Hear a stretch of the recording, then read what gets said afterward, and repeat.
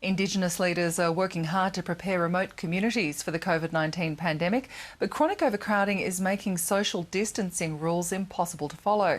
And there are fears food and other essentials will become harder to get and more expensive to buy.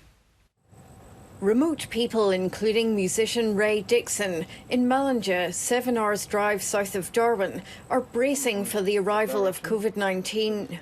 I am worried and our people here are worried as well. Remote community lockdowns haven't yet stopped all traffic. You know, tourists coming through, we don't know if they are infected with it, and yeah, in a shop, in a roadhouse. Coronavirus.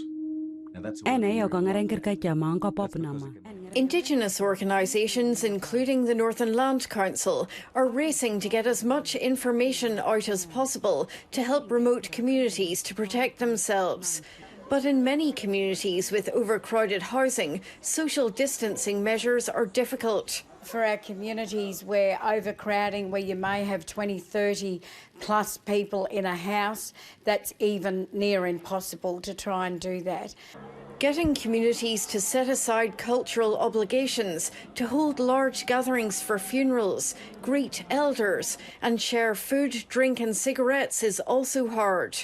Very much unfortunately, yes. And this is why we need to be very considerate when getting the Dao story out there.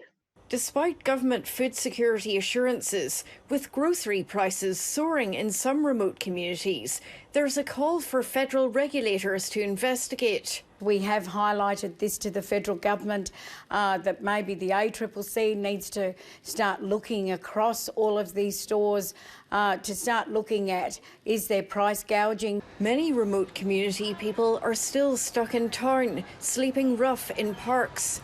Indigenous organisations are lobbying governments to establish accommodation in the main centres to get the most vulnerable off the streets before the pandemic wave hits. There are some vacant precincts and motel-type facilities around the place now, so governments and service providers that have that responsibility need to look at what those options are. In Mallinga and other remote communities, families are bunkering down. Everyone is in the house, and then, you know, family keeping their kids in the house. But people are trying to stay positive.